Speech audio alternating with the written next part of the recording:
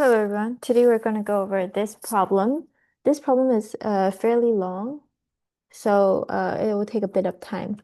A cantilever beam with a 1 inch diameter round cross section is loaded at the tip with a transverse force of 1,000-pound force, as shown in the figure. The cross section at the wall is also shown with labeled points A at the top, B at the center, and C at the midpoint between A and B. Study the significance of the transverse shear stress in combination with bending by performing the following steps. A. Assume L is 10 inch. For points A, B, and C, sketch three-dimensional stress elements, labeling the coordinate directions and showing all stresses. Calculate magnitudes of the stresses on the stress elements. Do not neglect transverse shear stress. Calculate the maximum shear stress for each stress element. For each stress element in part A, this is part B, calculate the maximum shear stress if the transverse shear stress is neglected. Determine the percent error for each stress element from neglecting the transverse shear stress. C is repeat the problem for L equals 4, 1, and 0.1 inch, and compare the results and state any conclusions regarding the significance of the transverse shear stress in combination with bending. So this problem does not have any torque, but it does have bending and transverse shear stress. Transverse shear stress and bending and normal stress from bending goes hand in hand because as you apply the force to the beam, as in this problem, something like this will happen. The beam will bend downwards. And basically, a stress element over here will be in compression, and a stress element at the top will be in tension. But there's also transverse shear stress due to this type of loading. Because transverse shear stress results from when you bend this down, the uh, the layers in this beam are being sheared against each other. That is the result of the transverse shear stress. And basically the normal stress given by this type of loading is given in general form as MC over I. And the transverse shear stress in general form is given by V times A star, Y bar star over IT, where T is the thickness at that point.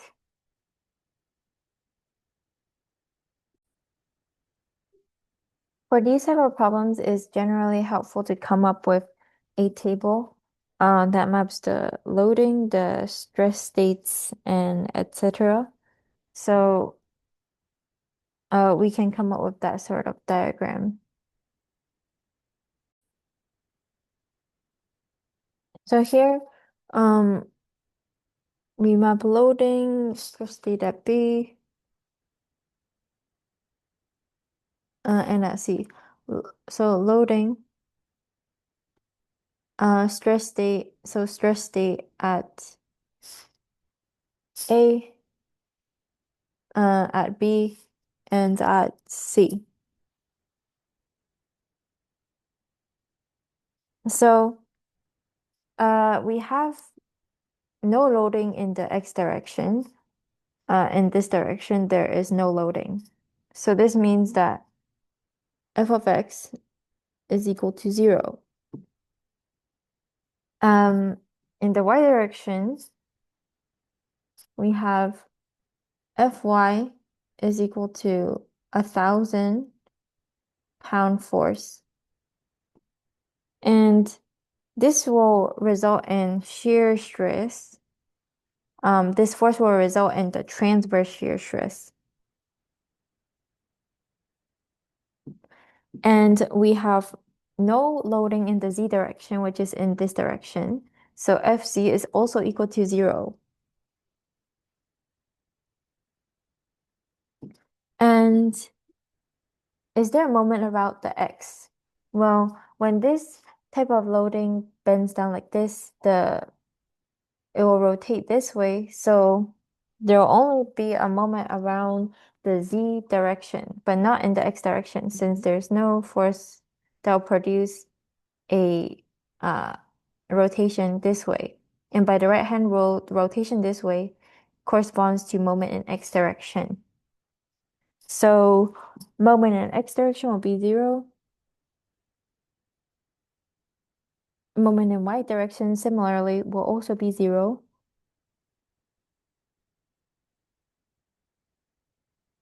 But moment in z direction exists, and it is flexural. And moment in z direction, not x direction. Moment in z direction will be negative 1000 L. And it is negative 1000 L because it rotates the beam clockwise, and thus the vector is pointing in the negative z direction, the moment vector. And thus, stress state that A will have no no stress states at A, B, or C for fx equals 0. And for all of these as well, there will be no stress state since they are 0.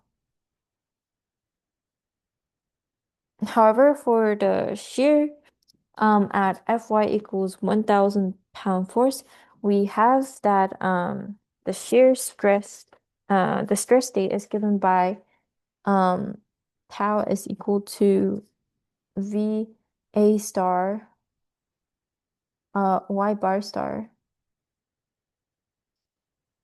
over IT, where T is the thickness. A star is A star is the area above the point of interest, and Y bar star is the distance from the neutral axis of the entire cross-section to the centroid of area A. I is the moment of inertia of the entire cross-section of the beam calculated at the neutral axis, and V is the shear force. However, um, at at A is located A is located at the very top. So because of that, the transverse shear force will be 0, since A star at that top is 0, because A star is the area above the point of interest. And at this point at the top, there is no area above it. So A star is 0. So the whole thing, transverse shear, becomes 0. What about the stress state at B? Well, at B, we have maximum transverse shear because maximum transverse shear occurs at the neutral axis. And the neutral axis occurs at the center of the circular cross-section. The neutral axis is this axis over here. Basically, the normal stress due to the bending moment, the flexural stress is 0, but transverse stress is maximum at that point, at the neutral axis. And this is because of how transverse stress is distributed over the face of a circular cross-section. It's actually parabolic in distribution. It increases in magnitude until at the middle where it is maximum magnitude, and then it decreases back down again. So at this point, actually we have a special equation for the max transverse shear, and this is tau xy because it is acting on the x face in the y direction. So tau xy is equal to 4v over 3a. This is the maximum transverse shear. This is the particular equation for maximum transverse shear of a circular cross section, but it might not apply, but it doesn't apply to other cross sections, and it doesn't apply if the stress element is located at C, for instance. So this is equal to 4 times the only force producing the shear is the 1000 pound force. So we have 4 times 1000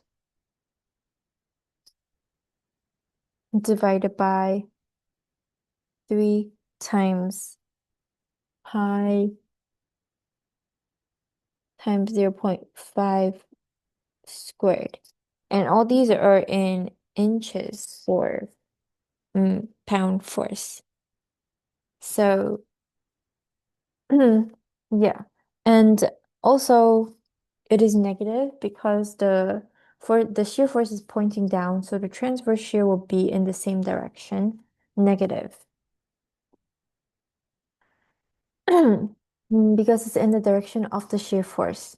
As we see, the only sign comes from the shear force. What about the stress state at C? Um, Tau xy over here is slightly more complicated, and is given by a special equation that is derived a certain way. As you can see, at point C, C is located, so this is the neutral axis, B is located here. C is located basically at a distance of like 1/2 of the radius. So A bars, so this will be A star, and Y bar star will be the distance from the neutral axis of the entire cross-section to the centroid of area A. So area A itself has a centroid, and Y bar star will be the distance from the neutral axis to this location. And these two quantities are difficult to calculate. They are not immediately apparent, but we do have a special equation for that and a special derivation that we're going to go over now. So for this type of circular cross-section, we have this derivation. Basically, tau can be expressed as the force, which is the shear force, over 3 times the moment of inertia of a circular cross-section times r squared minus y squared. And this is the derivation. Uh,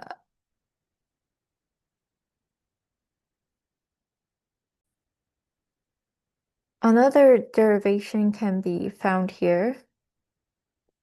From integration, we get that transverse shear is equals to, on the very bottom 8, uh, the shear stress over 3 times the moment of inertia of the circular cross-section times the radius squared minus the height squared, where h is given on this top portion. So we're going to use that to calculate shear stress. So basically, applying that formula, we have that tau xy on C is equal to 1,000 pound force over 3 pi times 1 inches to the power of 4 over 6 to the power of 4 times 0.5 inch squared minus 0.25 inch squared. And we get that it is equal to 1273 psi, pounds per square inch.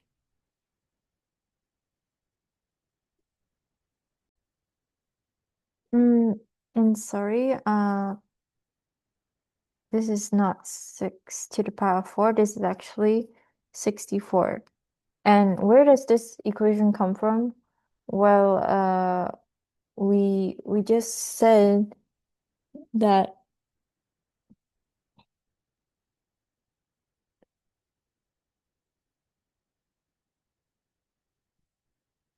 okay. Yes, we just said that it's shear force over 3 times the moment of inertia times r squared minus y squared. So the moment of inertia of a circular cross-section is given by um polar moment of inertia. Oh no, not polar moment of inertia. It's I equals pi over 64 times d to the power of 4. So that's where the 64 comes from. And then here the 1,000 pound force comes from the shear stress, And this three factor come from the three times the three times the moment of inertia. And that's how we got 1,273 psi. Let's calculate tau yx over here. So it's equal to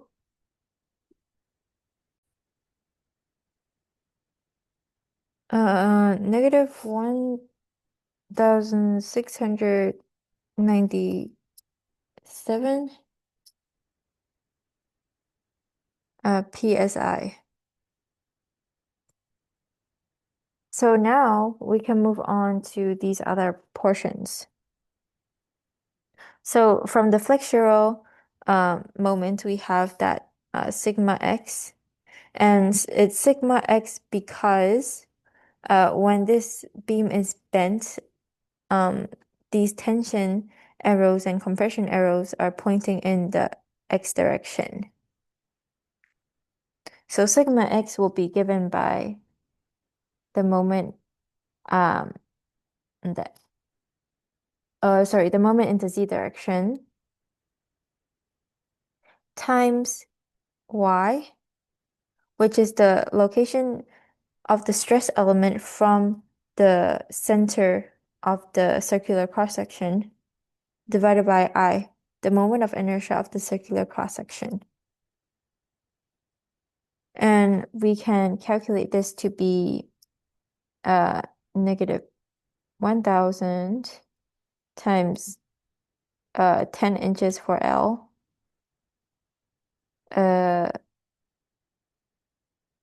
That's the moment.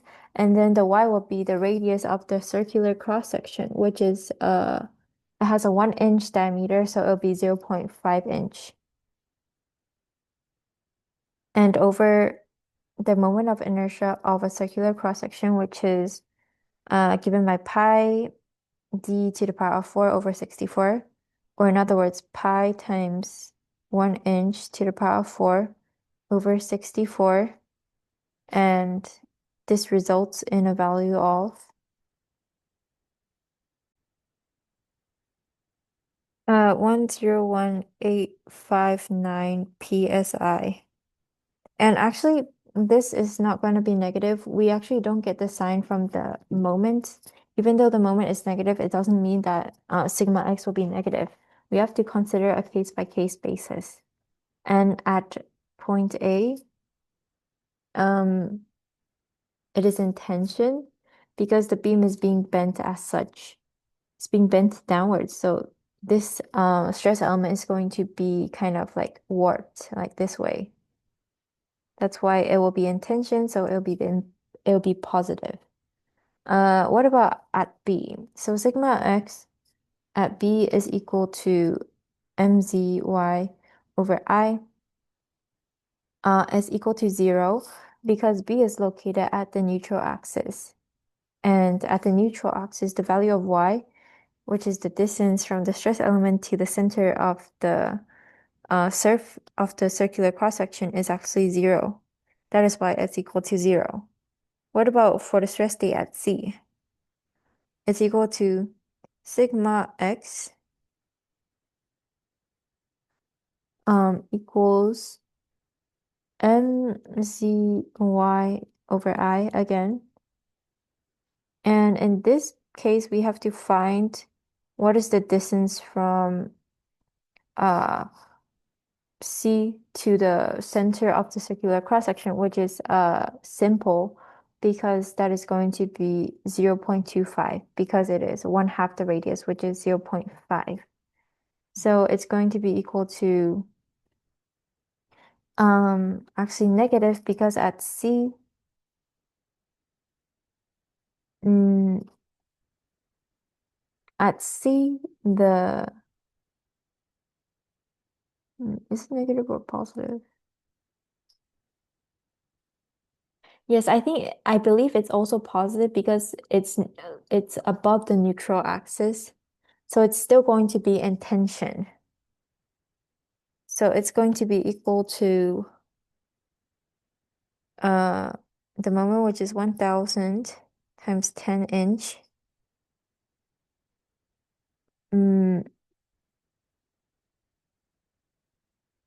times 0.25 inch over I, which is pi times 1 inch to the power of 4 over 64. And calculating this, we have that it's equal to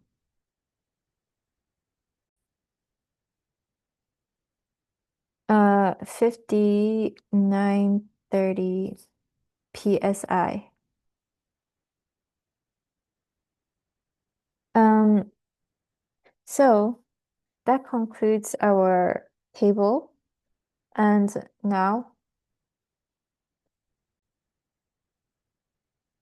actually for C tau xy, it's going to be negative as well, since the shear stress is pointing downwards, I believe. So then it will actually be negative 1273 psi. This will be helpful in drawing the stress elements. To double check, we can actually also draw a bending moment diagram uh if we want. So for shear force over against X, we have at the wall, we have a moment and a reaction force, but we have no reaction force at the free end. So this means that the reaction force at here must be equal to 1,000. And then it just comes down like this. However, for the bending moment diagram, we start with a positive moment at this end.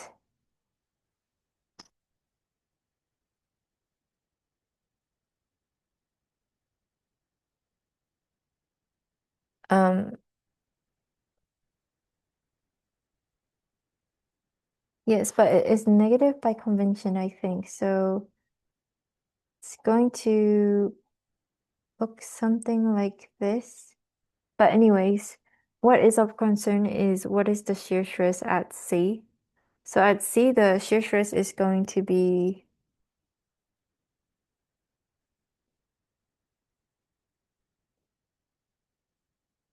positive, and at B as well. Um, because of the reaction forces. So I'm thinking maybe they are all positive.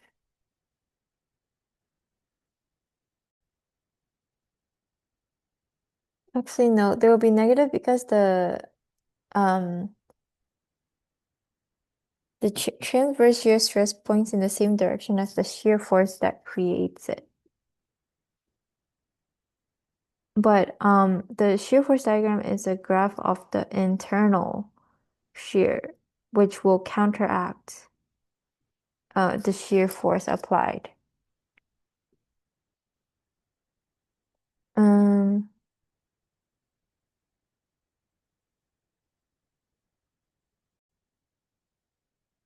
so since the shear force points down, the transverse shear stresses will also point down.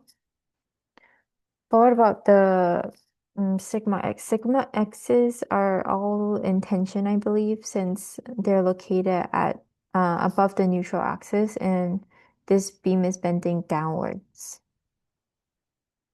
So now we can draw our stress elements. I'm not sure how correct this part is, as I didn't have anything to check it against. But correct me if I am wrong, any of you guys online. We will first draw 3 stress elements.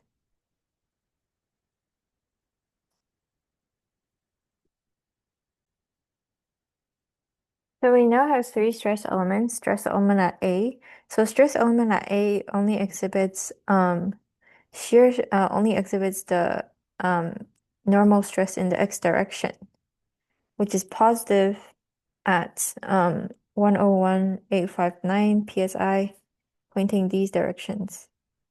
At B, we have both normal, wait, no, we don't have normal stress, we have only shear stress. And it is pointing in the negative direction on the x-rays in the y direction. So this means that it is pointing inwards over here and outwards over here. Because by sign convention, the shear stress points positive in this way because it's like counterclockwise. Downwards here and upwards here, but here it's reversed. I think.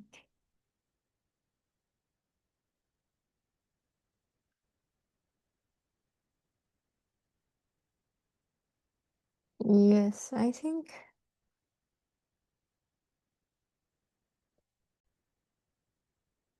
Actually, to make it less confusing, usually this is the y-axis and this is the z-axis, so don't flip the axes to make it less confusing for yourself. Um, y, y, z, z, z. But yeah, so these will have to be reversed too. So with this new configuration, so negative will be actually up, and then this part will be down, and then we use the head-to-head and tail-to-tail method. And this makes sense because they should balance out because the sum of moments on a stress element and the sum of forces should all be zero, since that element is not rotating and it's also not displacing vertically or horizontally. At stress element C, we have both normal stress and shear stress. So we have both components. We have a tensile stress outwards, and we also have shear stress that is negative again. It's pointing upwards here, tail to tail, head to head. So I think these are the correct stress elements, but I'm not sure because nobody verified it for me.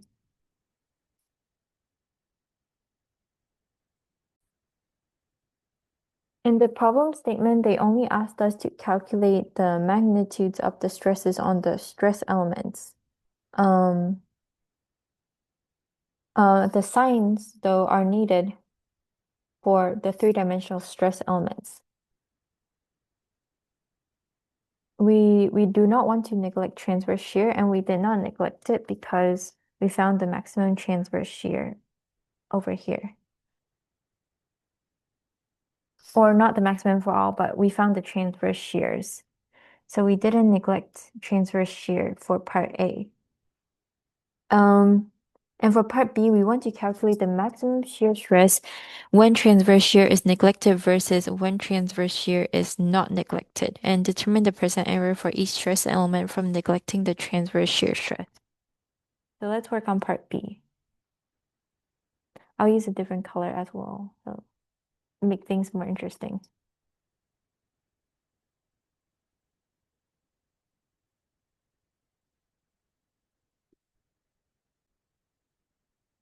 For part B, we have to use the equation tau max is equal to square root of sigma x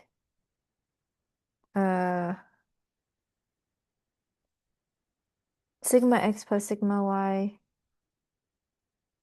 over 2 squared plus tau squared. This is from the Mohr circle, and here tau is the transverse shear. So we are basically asking ourselves to compare when we neglect tau squared from this equation versus when we do include it.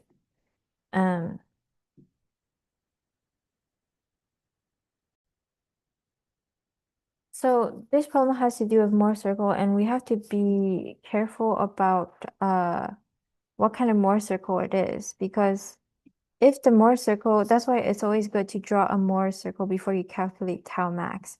For instance, if your Mohr circle look like this, so both sigma 1, both principal stress 1 and 2 are positive, then principal stress 3 is automatically 0, but your tau max value will actually be this one over here.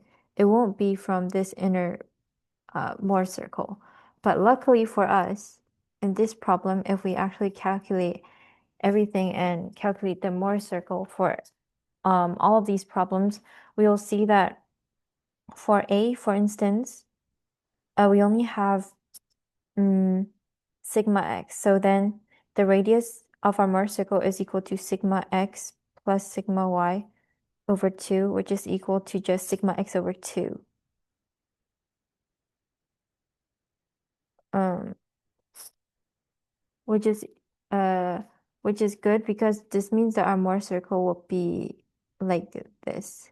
So um the center of our Mohr circle will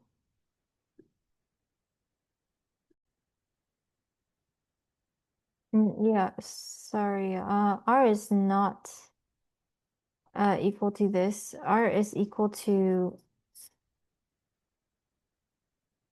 this equation above.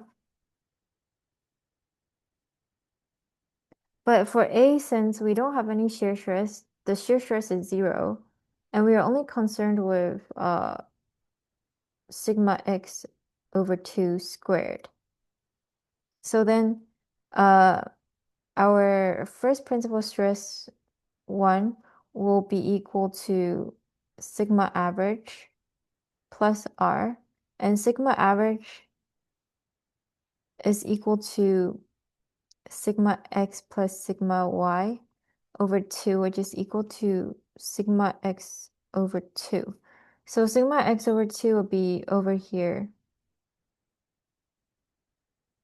And then plus R will give you sigma x. And then minus sigma x over 2, which is the radius, will give you 0. So our Mohr circle looks like this. And thus, the actual radius of our Mohr circle will correspond to tau max. So we can use this equation to find tau max for A. What about for B? For B, we see that we only have pure shear. This means that sigma average is equal to sigma x plus sigma y divided by 2, which is equal to 0 plus 0 divided by 2, which is 0. So our center of the circle is at the origin, and the radius is equal to square root sigma x plus sigma y divided by 2 squared plus tau squared. But since sigma x and sigma y are both 0, we are left with square root of tau squared, which is just tau. So this is pure shear. So the Mohr circle will look something like this. And in this case also, we can also use this equation for tau max, because the actual radius of our Mohr circle corresponds to the maximum shear stress. What about for C? For C,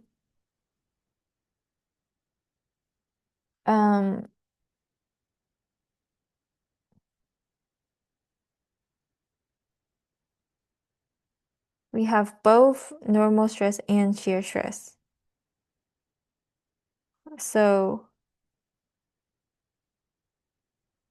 our sigma average, however, will only be sigma x over 2,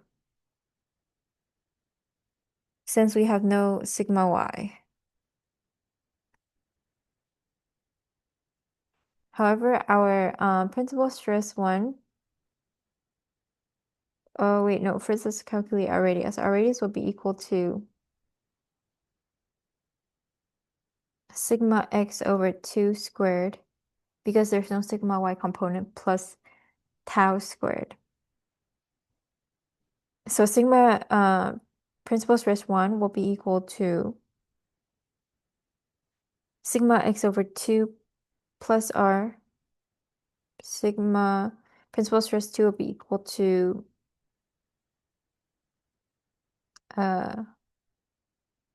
sigma x over 2 minus r. So our Mohr circle will look something like this. So the center is at sigma x over 2, and we're adding more than sigma x over 2 this time. And we're subtracting more than sigma x over 2 this time. So our Mohr circle will have the same center as the one in A, but will be a little bigger. So we still can use this equation to calculate tau max, because in our Mohr circle, the radius of our circle corresponds to tau max.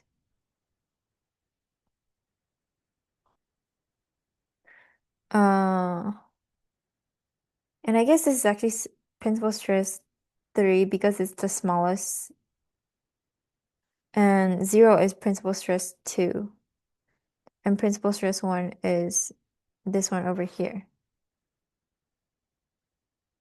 The only case where we cannot apply this equation over here is when we have a Mohr circle that looks something like either this or this.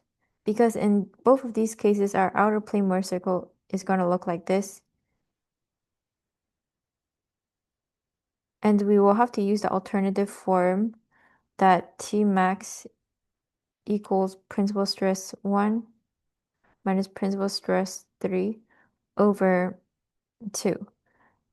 Basically, we want the radius of this outer circle, not the inner circle.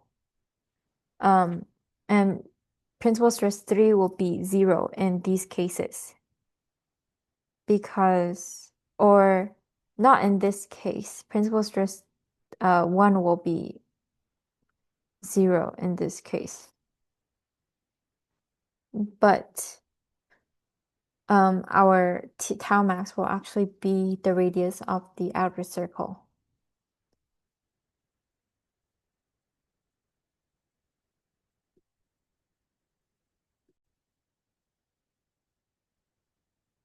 So we call tau max, when calculated this way, the absolute maximum shear stress. But luckily for this problem, we can apply this equation to all 3 stress elements. All right, so now it's time to calculate the maximum shear stress for each with transverse shear and without. So for A, we have square root of sigma x plus sigma y over 2 squared plus tau squared. But stress element A has no shear stress component, so that one is simply 0. And this is equal to tau max. So tau max for stress element A is equal to sigma x over 2, which is equal to 101,859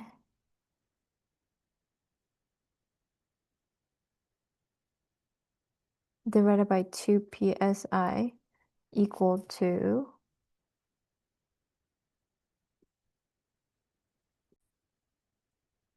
5929 psi.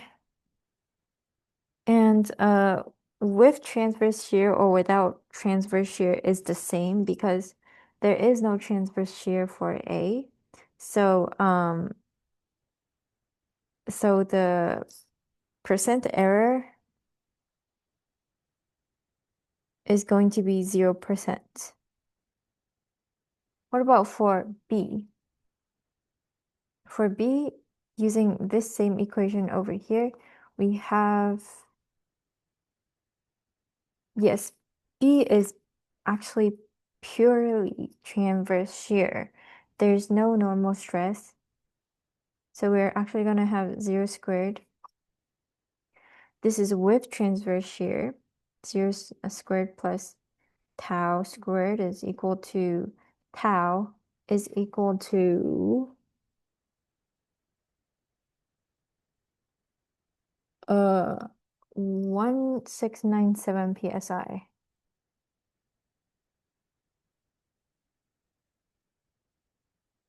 With transverse shear.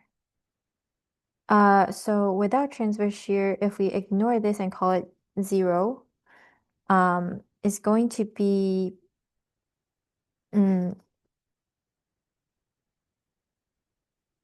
that the maximum shear is equal to 0 without transverse shear. So the error, the error, which is equal to the value with transverse shear minus the one without transverse shear over the one with transverse shear times 100% is going to give us 100% error, which is quite a bit. What about for C? For C, we have both normal stress and shear stress. So for C with transverse shear, we have that it is equal to square root of but it's still only sigma x component, so it'll be 5930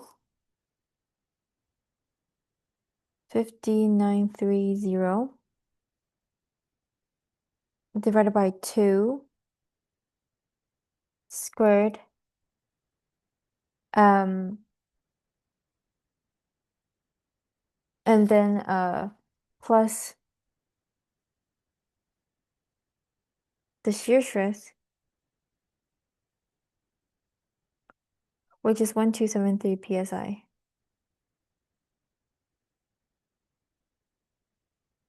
1273 psi.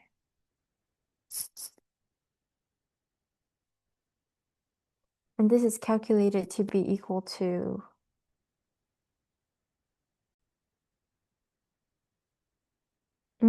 25 497 psi, and without transverse shear, it's equal to square root of 5930 over 2 squared without transverse shear, which is equal to 5930 divided by 2, or 25.46, or no, 25465 psi. So the error will be 25497 minus 25465 divided by 25497 times 100%, which will give us 0.125% error, which is a little percent of error, but it's still an error. And now we have to calculate for the rest of these lengths. We're not gonna do that by hand, don't worry. We're gonna use a computer software. Repeat the problem for L equals 4, 1, and 0.1 inch and compare the results and state any conclusions regarding the significance of the transverse shear stress in combination with bending. So here's a summary of all the errors. And what is the conclusion that we can draw from all this? We can see that as the diameter um decreases, as you see for L equals like 1 inch, we can conclude that oh, and look at the one for L equals 0.1 inch. The percent error is 80% for C. So as the diameter decreases, transverse shear gets more significant. Uh, so transverse shear is independent of L. This is true for this particular case. Bending moment becomes smaller as L becomes smaller. Transverse shear stress only matters when L is small. When the critical element is at point A, there is oh wait, sorry, it's not the diameter that changes, it's the length. So when the critical element is at point A, there is 0% error from neglecting the transverse shear stress. Since the value of the transverse shear stress itself is 0 at that point, neglecting transverse shear stress only has a high percent error when critical is not A for short length beams. So as the length of the beam decreases, transverse shear becomes more and more significant, is the conclusion that we can come to.